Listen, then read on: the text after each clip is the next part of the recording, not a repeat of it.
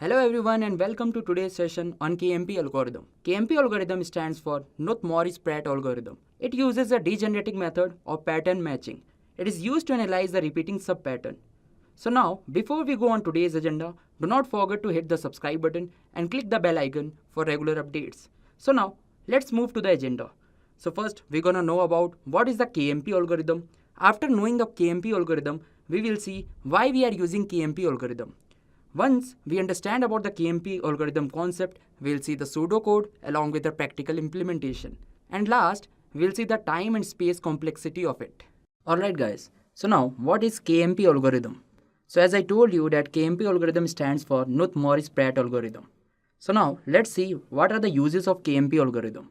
So KMP algorithm uses a degenerating method of pattern matching. That means pattern having same subpatterns appearing more than once in the pattern.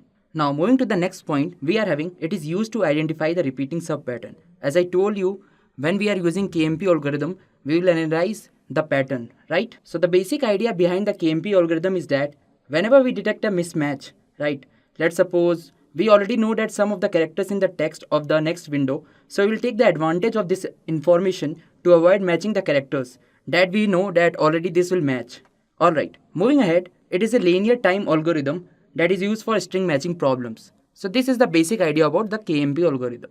So now let's see why we need KMP algorithm. So the purpose of using knuth-morris-pratt algorithm is that it is used to keep track of pattern history. So whatever the pattern you are having, it will track, okay? Moving next, as I already told you that it is used to analyze the pattern. So let's suppose if you are having a string and pattern, and if you want to analyze that particular pattern, then KMP algorithm is the best for that.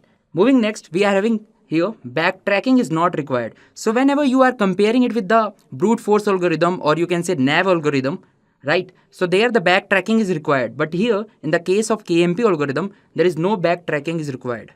So now the next part that we will be learning is how to create a prefix array, or you can say pi table, or you can also that it's LPS, that is largest prefix suffix. So how to create LPS? So let's suppose if you are having a string xy. So now what will be its prefix and suffix? So prefix means here if you see the string xy, so starting character is the prefix one and the ending character will be your suffix one. So let's see an example. Here we are having x and y. So your prefix will be x here and suffix will be y, right? Now, if we are having another string x, y, z, so our prefix will be starting from the first character, right? Starting character. So my prefix can be x, xy, or it can be x, y, z. But here we will not be including x, y, z. It will be excluded, right? Now, talking about the suffix, suffix will start from the last character. That is z, or we can take yz, or we can take xyz. But here xyz will be excluded from prefix as well as suffix. Now, if we are having the string wxyz, so what will be our prefix? It will be w, wx, wxy. Similarly, talking about the suffix, we are having z, yz, xyz. So now guys, it's time to see how to create LPS, or you can say pi table. So just let me write here LPS. So first I will take here a string. So let's suppose, let me write here a string, and I will take a string as, let me put into a table form. So here I will take a string that will have 15 characters, and first I will write here b a. Let me take some more characters, b a d b,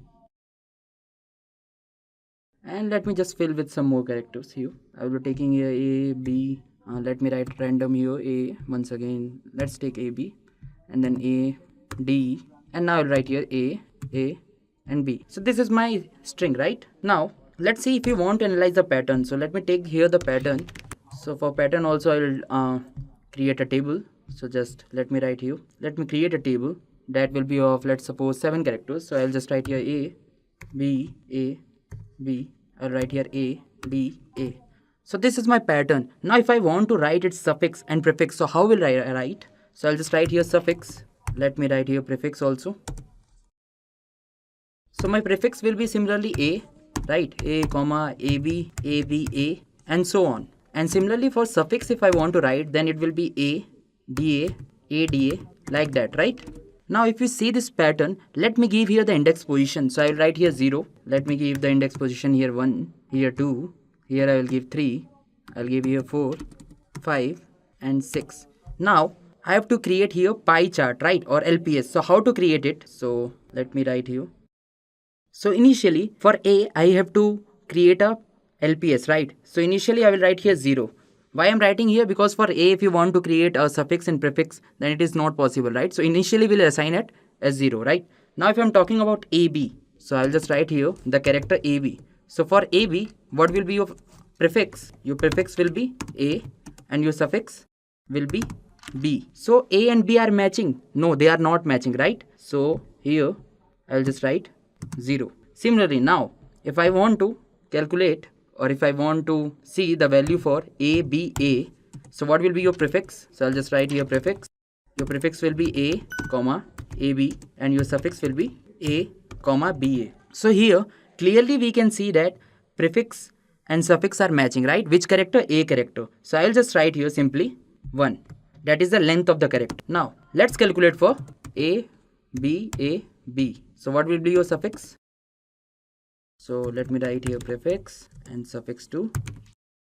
So now here prefix will be A, comma AB, comma ABA, right? And talking about suffix, it will be B, comma AB, comma BAB, right? So here you can see that AB and AB are matching, right? And what's the character length? It's 2. So here I will just write 2. So here you can see that my pi table, or you can say the prefix array, is right now we are making it 0, 0, 1, 2. Now let's have a character here. If I am having here AB, AB, AD, right? So what will be the suffix and prefix? So let me write here prefix as well as suffix.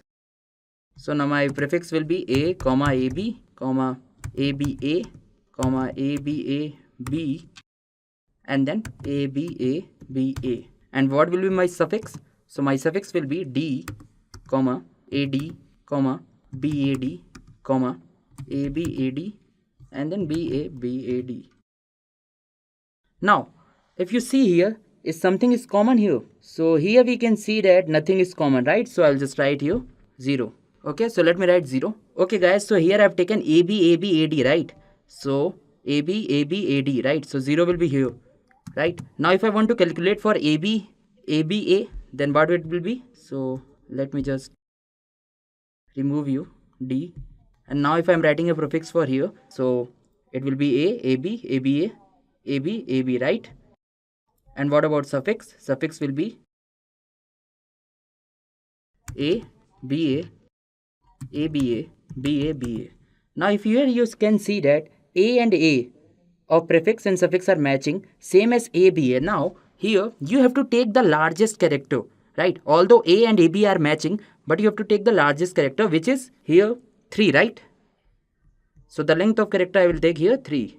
Alright guys. And similarly we will do for ABA, BADA, right? So if you will do it for this, then you will getting here 1. So this is my prefix array that I am getting here. Alright. Or you can also say that pi table. Alright guys. Now what I will do here, let me just copy this string. Now let me copy this pattern also.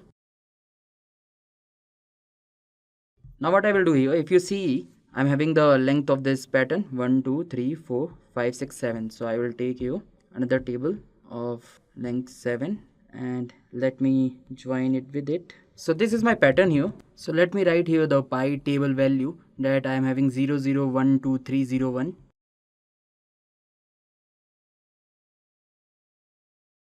Alright, here also we'll give the index position. So this is my string, right? So let me write here the index position. So it will start from 0. So I'm writing here 0, 1, 2, 3, 4, 5, 6, 7 and so on. Let me write it. Alright, so this is my string and this is the pattern. So here I'm having all the characters present in the string along in the index values, and this is my pattern which is having the pi table. Now let's see the pseudo code, how to write it.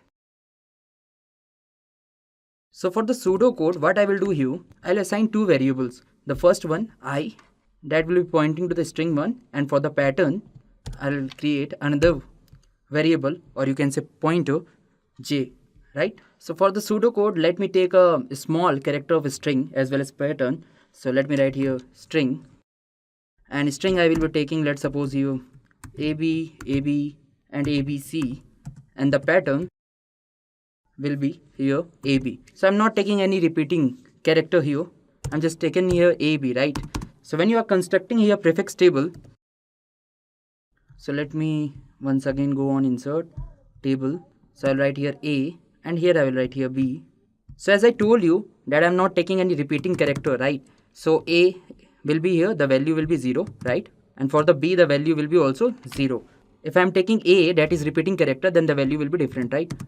So now what I will do here, initially for the pseudocode, I'll take here, let's suppose I take here LP. So what is LP? LP is nothing but the length of the pattern. If you want to make a career in data science, then Intellipaat has IIT Madras Advanced Data Science and AI Certification Program. This course is of very high quality and cost effective, as it is taught by IIT professors and industry experts. Then I will take here length of the string as ls. Okay, and then as you have seen that I am creating a prefix table, so I will create another prefix table. So I will create here function prefix, which I will call here. Okay, so I'll just write here pattern, and then I will write here j and then table. So what is j here? J is nothing but the pointer that I have assigned for the pattern, right? So that's why I'm writing here pattern j and then table. So now what I will do here, I will just assign a pointer here. So as I told you, for string you will be taking I. You can take any variable name. I'm just taking the pointer as I, and for pattern you will take here j. So now let me create a code. Now we'll perform our algorithm. So I'll take here while I is less than, that is nothing but length of string. Then I will perform if string of I is equal to pattern of j, then I will increment I and j. I is equal to I plus 1. Similarly, j is equal to j plus 1. So here you can see that I is here and j is also on A, right? So I and j are matching, right? So I will increment both of them. So as I told you that we have to increment it. So since both are matching, so now I will be replaced and it will be going here, right, at B. And my j will be also replaced and it will be going here at B. Similarly, j will be at this position, right? So now if you see here, my j has already reached at the end level, right? AB. J has already reached at B. So now what I have to do here, I'll just write if j is equal to m, then I'll just simply write, then I'll write here. So here j is equal to length of the pattern will be there, right? Not m. Because here if you see, j has reached the length of the pattern, right? So then I will write here simply, I'll write simply print the index I minus j. Alright. And our table will be j is equal to table that we are having. It will be j minus 1. So now j is here, right? So what will be j minus 1? So j will once again come here, right? And your index will be I minus j. So what was my I position? I position was 1, right? Because index will always start from 0, right? So this will my position 1. So what will be here? Here if you see, I value is equal to 1 and j value is equal to 1, right? When you are doing I minus j, then 1 minus 1 will be 0. Yeah, so now my I will be here, right? So once again we will compare I and j, and once again I and j are equal. So it will be incremented. So once again I will be going here, right? And j will also go. So if you see here, once again I and j are equal, right? BB are equal. So I will be again incremented. But if you see here, j has already reached out, right? So since j has been reached out to its extreme level, now if you see I value, so what will be the I value here? So I value will be here 3, right? 0, 1, 2, 3. And then again 3 minus 1 will be 2. So now once again we will have to reduce, right? J minus 1. So once again j will go here. So in this way the process will work. So after this we are having one more condition. So I will write here once again else if, and I will write here if I is less than length of the string and pattern of I doesn't equal to string of I, then in that case what I will do here, then I will simply write here one more condition. I will give here if j doesn't equal to 0, then what I will write, the new j value will be table j minus 1. Alright, or else we will increase it by 1. So what we have to increase, we will increase I by 1. So this is a small pseudocode for our KMP algorithm. Alright guys, so after understanding pseudocode, we will now see the practical implementation of it. Alright guys, so here I will be using Google Colab for the practical implementation. So let me change the name here. I'll just write here KMP Algorithm. Alright, now what I will do here, first I will create a function. So let me write here def, and to create a function I have to give the function name. So I'll just write here KMP, and here I'll just write here pattern and string. So inside this function what I will do here, I will just write here, let me write here length of the string. So I'll just write here length of string here, and let me write here LP, which is nothing but the length of the pattern, right? So I'll just write here length. Now what I will do here, I'll just create a prefix table. So, or you can also write here prefix array. So I'll just write here prefix underscore array is equal to, and let me write here function. So here I will write here prefix function. So as you know that prefix table will contain two things. The first one is the pattern and another one is the length of the pattern, right? So I'll just write here pattern and length of the pattern. Alright, now let me create here the index. So initially I will create an empty list. Alright, and here I will take 2 pointers. So I will create the pointers in the form of variable. So I will write here I is equal to 0 and j equal to 0. So as I told you, now I will use while loop here. So let me use here while loop. So I will create here while loop, and then I will write here I. So if I doesn't is equal to my length of string, so this will be my while loop that I will be using here. So I'll just write here if string, and inside this I'll write here I is equal to pattern of j. So it means whatever the character, if it's are matching with the pattern, so I have to increment I is equal to I plus 1 and j is equal to j plus 1. Alright, so I have to write here double equal to. Alright guys, let's move to the next. So after writing if condition, I will give here else condition also. So in else condition what I will write here, I will write here j is equal to prefix array. I'll write here j minus 1, right? If that's not the case, if the pattern and the string character are not matching, then we have to subtract from the pattern, right? So I will write here j minus 1, that is prefix table. Inside the prefix table I write j minus 1. So now if that's not the case, then I will give another case here. I'll just write here if j is equal to LP. That means if my j pointer is equal to the length of the pattern, right? Then I will write here index dot append, and inside that I'll just write I minus j. Alright, and now what I will do here, I'll just write here j is equal to prefix array, and I'll write here j minus I.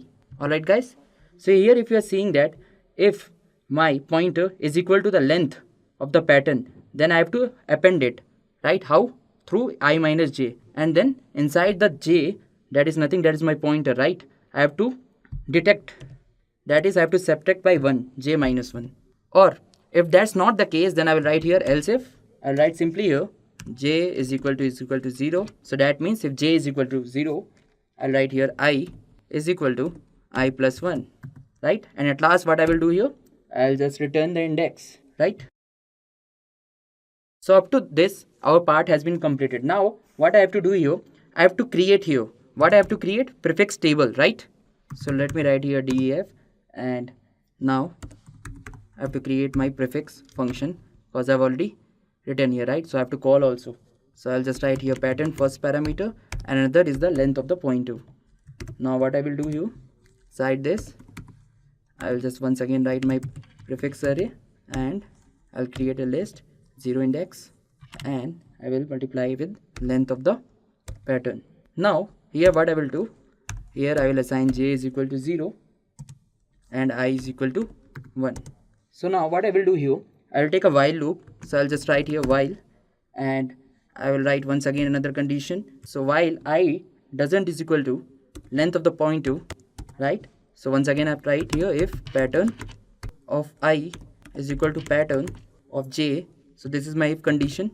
So here what I am doing, I am taking a while loop where the pointer that you have taken for the string, and if it's not equal to the length of the pattern, then I have given the condition. What happens in that case? So I'll write here j is equal to j plus 1, and then I will once again write preferred array, and I will assign in this I. So this will be the index, and once again I will do the increment. I is equal to I plus 1. So this is my first condition, or I will take another condition. Else if j doesn't is equal to 0, then I will simply write here j is equal to prefix array, and I will write here j minus 1. Alright guys, so these are the two conditions. One more condition I can take, or else I'll write here preferred array, and I'll write here I inside this is equal to 0. Now this is the case. So if this is the case, then I will simply write here I is equal to I plus 1, right? And at the last we'll return what? Our prefix array. So I'll just write here prefix array. Alright, so make sure this return is coming here. Now what I will do here, let me take my string. So I'll create a variable. Let me write here str, and inside this let me take here abc. So I'll just write here abc, right? And the pattern, let me write here ptr, that I will be taking ab, right? We'll take just ab pattern here, and let me check it out if it's working or not. So let me create a variable. So I'll just write here, let's suppose I'm creating a variable whose name is initial index. So I'll just write here I underscore index, and let me call my function. So my function name is KMP, right? So I'll just write here KMP, and inside that I will write ptr, because I'm calling this function, right? If you see, I've written pattern and string. So this is my pattern, and my string is here str. Now what I will do, I'll just create a for loop. So I'll just write here for I in I underscore index, and inside this loop I'll just simply write here print pattern found at index number, and I will just write here I, that is my variable here. Let me execute this, and on execution you can see that the output that we are getting is, here you can see that our pattern was AB, right? So we know that A has been started from index 0, right? Now if you go from here, this will be 0, 1 and 2. At second position also AB has been found, right? So this is showing the pattern found at index number 2. Now if you see here 0, 1, 2, 3, 4, at fourth position also we have found the AB pattern, right? So this is all about the KMP algorithm along with the practical implementation. Thank you guys. That's it for the session. If you like the session, please do subscribe, share and like the video. If you want to make a career in data science, then Intellipaat has IIT Madras Advanced Data Science and AI Certification Program. This course is of very high quality and cost effective, as it is taught by IIT professors and industry experts.